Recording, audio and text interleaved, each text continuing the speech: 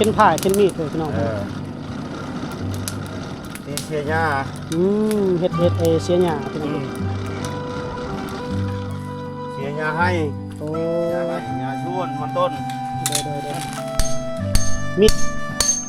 มีดเก่าผ้าเก่ามาหาเราได้พี่น้องเอาอ่ะก็เฮือนปะเฒ่าเพิ่นนี่คักเลยพี่น้องทรงสิเย็นเนาะ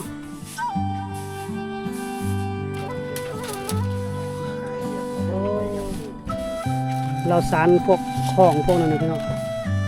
แต่บ่แล้วจักอันนี่พี่น้องคันแล้วนี่ขายอันนึงเท่าไหร่50,000 กีบพี่น้องประมาณสบายดีพี่น้องสบายดีท่านผู้ชมท่านยินดีต้อนรับเข้าสู่ช่องบ่าวจอยพาเที่ยวพี่น้องพาเที่ยวพาเลาะพาชมวิถีชีวิตความเป็นอยู่ของพี่น้องชนเผ่าบรูเขตเมืองเซโปนแขวงสวรรณเขตเด้อพี่น้องวันนี้เฮามาฮอดบ้านละเตืองพี่น้องบ้านละเตืองนี่ก็เที่ยวไปเที่ยวมาดอกพี่น้องอาจจะพาพี่น้องเก็บภาพเก็บชมบรรยากาศของวิถีชีวิตชาวบ้านเพิ่นใช้ชีวิตนี่น้องพี่น้องเนาะไปรับชมนํกันเลยพี่น้องทางอันนี้ป้ายทางเขาหมู่บ้านพี่น้องตัดผมบ่ตัดผมโอ้ตัดผมเปิดห้านเลยแค่ตัดผมได้แล้วบ่มีห้านตัดผมเลยแถวนี้เนาะเปิดเลยตัดงามแล้วเปิดเลย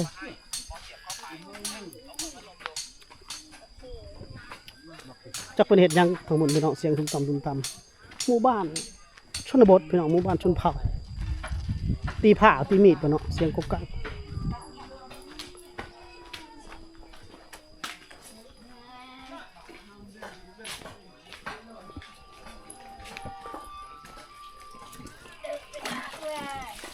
เอาน้ำบ่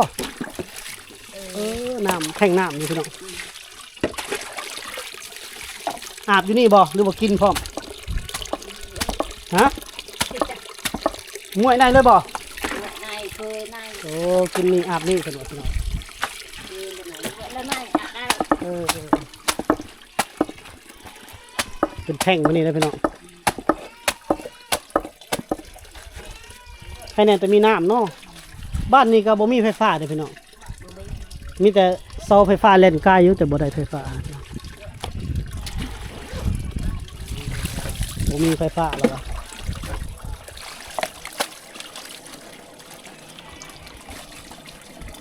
ทางนี้เพิ่นเฮ็ดหยังเนาะทางนี้เนาะ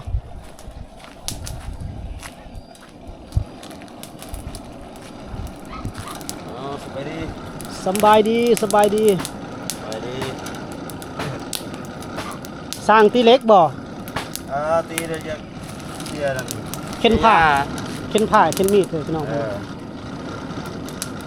ตีเสียหญ้าเฮ็ด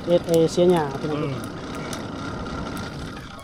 เสียหญ้าให้โอ้หญ้าให้หญ้าชวนมันต้นเด้มีดเก่าผ้าเก่ามาหาเราได้พี่น้องเอาราคาอันนึงเท่าไหร่ตีน่ะบ่ได้ขายได้ยังนี่มีบ่สมมุติว่ามีดข่อยอยู่เฮือนมันบ่เข้านะมันบ่คมเลยเอาเล่มนึงเท่าไหร่มาตีเขาให้30โอ้ตีให้เขาพี่น้องไอ้ที่เพิ่นเคาะนั่นก็บอมบี้ได้พี่น้องนะแบบพาวิทย์เก่านี่นะเห็นน้องอีกวันนี้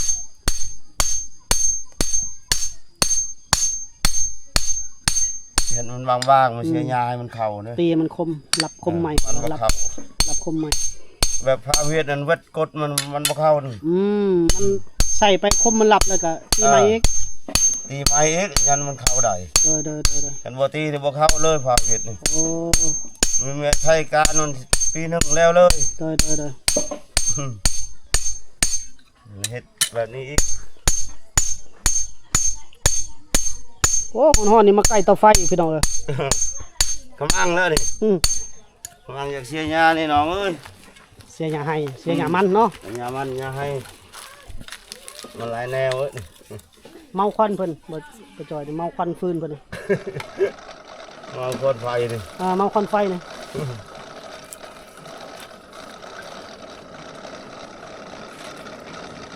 รับคมเก่าพี่น้อง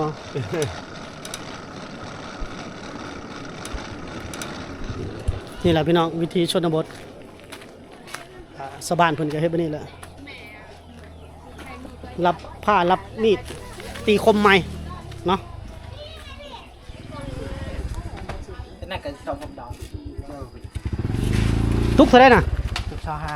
ฮา 25พี่น้อง25ก็ ชาวฮาบาทที่ชอบ 25,000กีบ25,000กีบก็ประมาณ40 บาทสำนี้พี่น้อง600มิลลิลิตร40 บาท ไอ้เขียด อยู่เป็นขายน้ำมันพี่น้องน้ำมันในชนบทนี่พี่น้องระเนียมแล้วเขาเมื่อบ้านได้เจ้านะ กระแรง ตะแลกบ่นี่ กระแรงกระแรง บ้านกระแลงออกกระแลงนี่นี่อันนี้ยางแบนยางหัวเพิ่นก็มาเติมลมก่อนพี่น้อง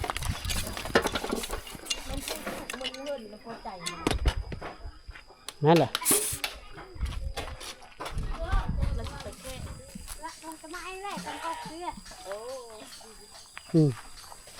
ลานหน่อยเก็บผักคะเมืองไทยเอิ้นผักชะอมเอาไปแกงกินบ่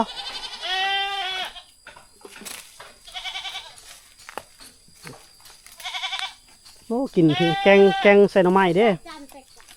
ชะอมนี่แกงใส่หน่อไม้แซ่บเด้อพี่น้องนี่น้อยๆพุ่น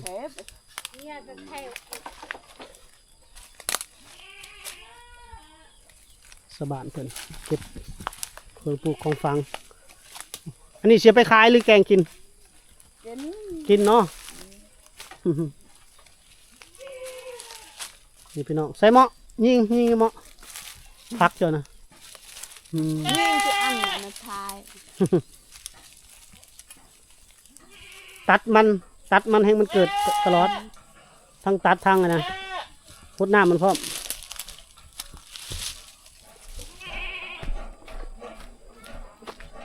หมู่บ้านดังเดิมพี่น้องหมู่บ้านนี้ยังบ่มีเสาไฟฟ้าเข้ามาเด้อพี่น้องเด้อ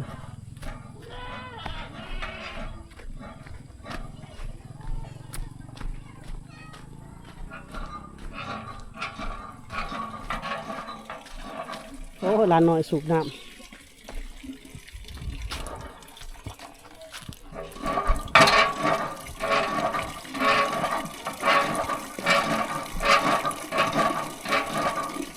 ขยันอยู่เนาะสูบน้ำเนาะ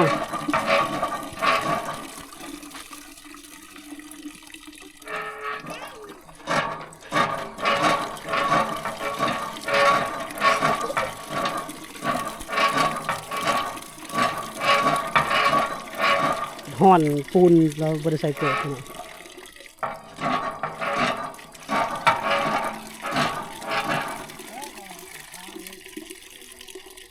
ยังบ่เต็มนี่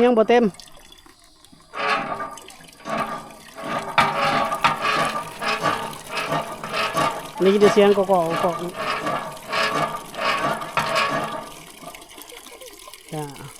เมื่อไซบานนี่ไซเฮือนและดง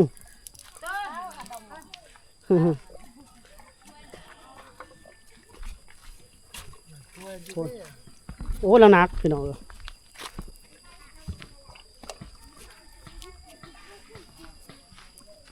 อยู่น้ำมือให้แม่โอ้สู่ชีวิตแต่ละหน่อยให้กัน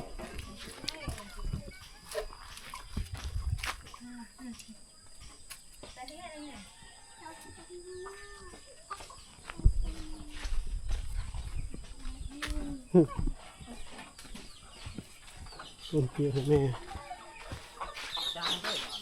หิวให้แม่เนาะลูกเจ้าบ่ ให้มันน้องอาบน้ อันนี้ลูกเจ้าเนาะหิวน้ำให้น้องอาบน้ำ ำเดิน เด้อโอ้ยายได้หน่อไม้เนาะโอ้ได้เอาบังคักแท้เอาบังอ้อได้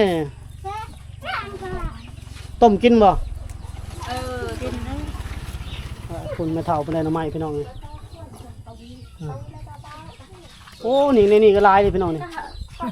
ซื้ออีกห้อม เออ ได้ลายพี่น้องเฮ็ดอะไรกินแกงบ่หรือต้มตาจานอะไรนี่ เอาช่วย เอิบเนาะ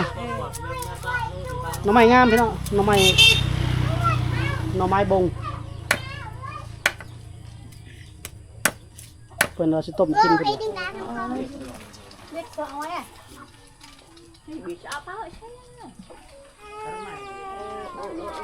หน่อไม้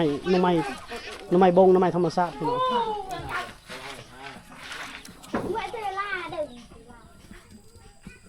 ก็เฮือนพระเฒ่าเพิ่นนี่คักเลยพี่น้องทรงสิเย็นเนาะ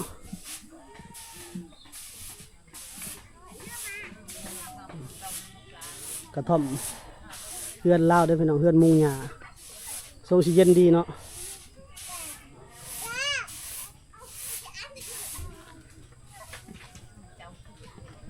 พระเฒ่าเพิ่นเนาะเย็นเนาะพระเฒ่าเนาะมุงหญ้านี่เย็นนะเย็นเนาะบริสารเศร้าสารแล้วบ่ติดข้าวติดหยัง บ่ บริสารแล้ว สานารบ เศร้าแล้วบ่ ยัง ยังสารอยู่เนาะอารมณ์มาดื้อมันยังเราสารเลยพี่น้องสารลูกเพิ่นเป็นคนจักสารพี่น้อง ยัง โอ้เดี๋ยวเพิ่นเอาให้เบิ่งก่อน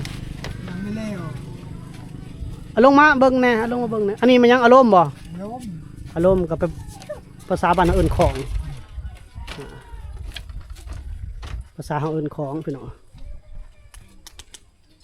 เพิ่นเป็นคนจักสารพี่น้องเพิ่นเย็นได้นี่แหละเดี๋ยวผมพอเฒ่าเพิ่นเอามาให้เบิ่งก่อนนี่โอ้ ยังไม่แล้ว โอ้เสียดายไปแต่ยังบ่แล้วเนาะโอ้เราสารพวกของพวกนั้นนะพี่น้องอันนี้แต่บ่แล้วจักอันนี่พี่น้องคันแล้วนี่ขายอันหนึงเท่าไหร่ อาเชฟ 50,000กีบพี่น้องประมาณ90 บาท80 บาทนี่แหละบัดแล้วพุ่นเลยเนาะแล้วนี่ก็ขายเนาะ ขาย สารขายเนาะพอได้เงินซื้อหมกเพชรแป้งนัวเนาะบ่เฒ่าเนาะ ชื่อฝึงเนื้อ โดย ชื่อเกลือ ทิปเข่าบริสารบ่ ประชาชน เป็นมาที่เข่ากับสารเป็นบ่ เป็นเต็มมาหาแบบไม่เห็น แต่บ่ได้เฮ็ดเนาะโดเป็นแต่พวกของพวกกระยังพวกนี้แหละเนาะกระด้งสารเพิ่นสารพี่น้อง เอิ้นยังอันนี้นะ อารมณ์ อารมณ์ สารงามแต่ยังทันได้แล้วพี่น้องเอ้ยงานแฮนด์เมดนี่เพิ่นเอาลืบไปนี่ลืบไปนี่มันทนกว่าปกติทน ขาย ก บ่ ว่า เนี่ยเราสารขายบ่ เป็นสารขาย แต่ยังบ่ทันได้แล้วเนาะพ่อเฒ่าเนาะเอาปัดแล้วจังมาชมไส้ ลายเวียก โดยตำเขาบ่ทางหลังเฮือนพ่อเฒ่าเพิ่นพี่น้องมุงหญ้าแล้วบ่ตำเขาเนี่ยเมื่อมหั่นี่พี่น้องอันนี้เป็นกระสานได้นี่โอ้คือสิเย็นดีเฮือนพ่อเฒ่าเพิ่นน่ะปลูกข้าวแล้วบ่แล้วเนาะปลูกข้าวปลูกเรียบร้อยแล้วพี่น้องเอ้ยนี่จักมือนี่ตำโอ้ประมาณ10 โลเลยพี่น้องเอ้ยแสดงว่ามื้อนี้ตำหลายลิสิจักมือกินนี่ ช่องมั้ง 2 มื้อเนาะ ตำประมาณ10 โลได้2 มื้อพี่น้องตำมาอีกเนาะ ไหวครับ แต่ละตำเขา